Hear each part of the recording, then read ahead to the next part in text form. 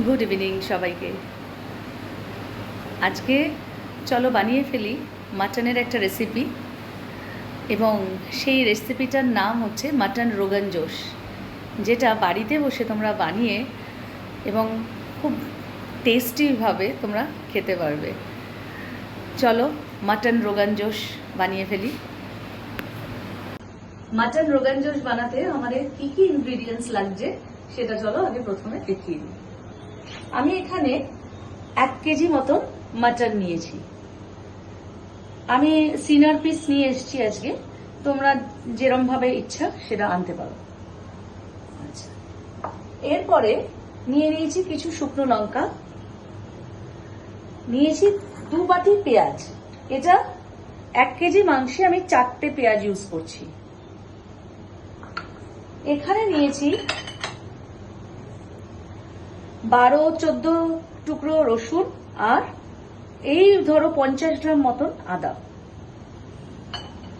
যদিও আলু লাগে না, কিন্তু তাও আমার বাড়ির মানুষ সবাই একটু আলু পছন্দ করে, তাই নিয়ে নিয়েছি 7 থেকে 8টা ছোট ছোট আলু। নিয়ে নিয়েছি কিছু লঙ্কা, ঝালটাও অপশনাল, তোমাদের চাহিদা মতন তোমরা নেবে। এখানে 2টো মতন টমেটো নিয়ে নিয়েছি।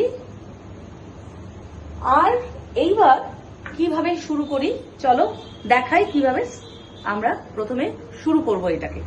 চলো, এখানে নিয়েছি গোটা গরম মশলা, শুকনো লঙ্কা, মৌরি, গোটা জিরে আর গোটা ধনে। এগুলো সমস্ত এবার আমি প্রথমে ভেজে নেব। আমি শুকনো খোলায় ভেজে নিচ্ছি মশলাগুলো। মশলা আমাদের ভাজা হয়ে গেছে, ড্রাই রোস্ট হয়ে গেছে। এবার আমি এগুলোকে মিক্সিতে গুঁড়ো করে নেব ঠান্ডা হলে। গুঁড়ো হয়ে গেছে, এই মশলাটাকে ঢেলে আমি একটু ঢেকে রেখে দেবো আলাদাভাবে। এবার মাংস ম্যারিনেট করার পালা। এবার আমি 1 বাটি পেঁয়াজ, যে মানে 2টো পেঁয়াজ আর কি, সেটাকে বেটে নেব। পেঁয়াজ বাটা হয়ে গেছে, এবার বেটে নেব রসুন আর আদা। রসুন আর আদা বাটার পরে আমি এবার বেটে নেব কিছুটা শুকনো লঙ্কা আর কাঁচা লঙ্কা একসাথে, ঝালটা অপশনাল। এবার মাংসটাকে ম্যারিনেট করে নেব। দিয়ে দেব নুন,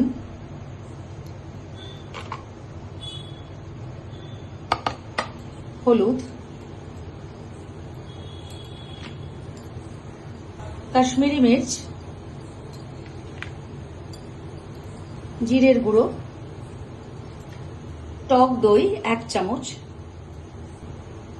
পেঁয়াজ, বেটে রাখা পেঁয়াজ পুরোটাই,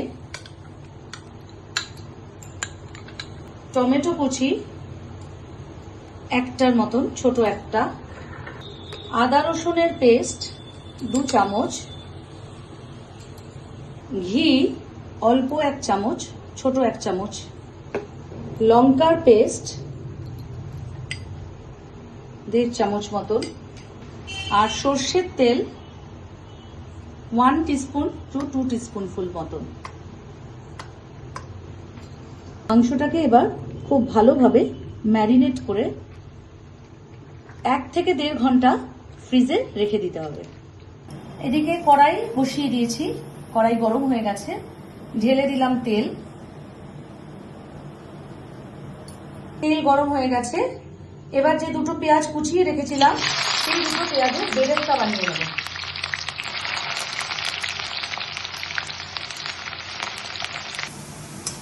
পেঁয়াজগুলো যখন একটার সাথে একটা দেখো আস্তে আস্তে মিক্স হয়ে যাচ্ছে, এক পাশে সব চলে আসছে, তখন বুঝবে বেরেস্তা প্রায় রেডি হতে চলেছে।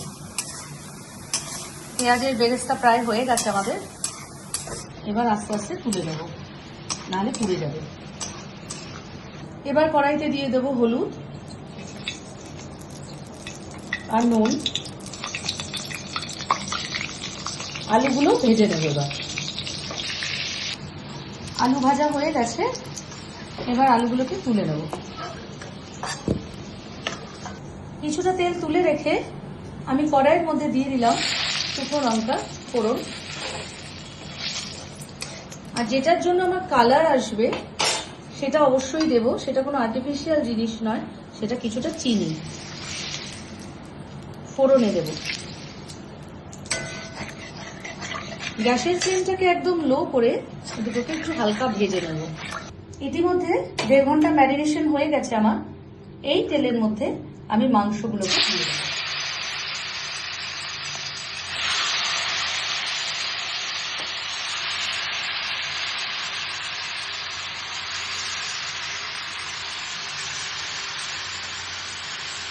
মাংসটাকে খুব ভালোভাবে ভেজে নেব তেলের মধ্যে মশলা সহ।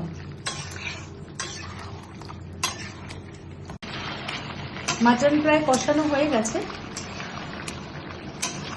প্রায় ভাজা ভাজা হচ্ছে তেলে। এর মধ্যে আমি দিয়ে দেব পেঁয়াজের বেরেস্তা, আদা রসুন বাটা,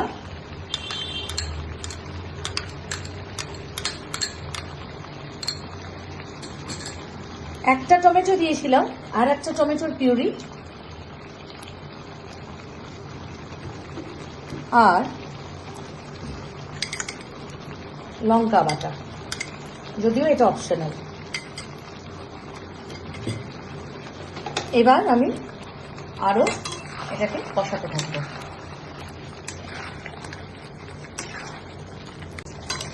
মাংসটাকে কষাতে থাকবো। দেখো কত জল ছেড়েছে মাংস থেকে, এই জলেই মাংস সিদ্ধ হয়ে যাবে। গ্যাসের ফ্লেমটা মিডিয়াম টু লো করে চাপা দিয়ে দেবো। মাংস যখন কষে আসবে তখন আলুগুলো দিয়ে দেবো।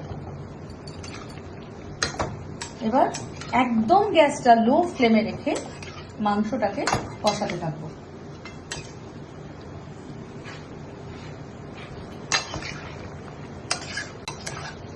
মাংস কষানো হয়ে গেছে, আর দেখেছো তো অ্যাপিয়ারেন্সটা একদম কালো কালো, ওই চিনিটা দিয়েছিলাম বলে ফোড়নে, এতে আলাদা করে কোনো কালার লাগে না। তো দেখো মাংস কষানো হয়ে গেছে। এবার দেখো গরম জল বসিয়েছি বাটিতে, আমি গরম জলই দিই মাংসে। এবার দিয়ে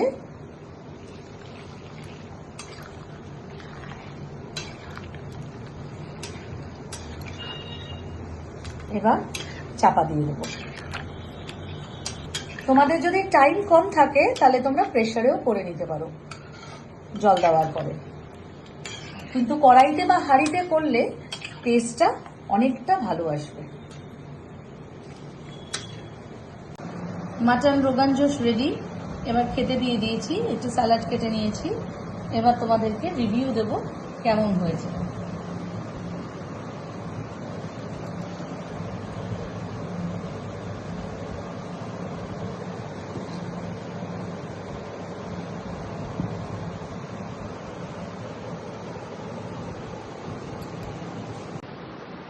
কে দেখ তো কেমন হয়েছে। হেভি হয়েছে, ফাটাফাটি। একটু মাংস খেয়ে দেখ, সামনে খা।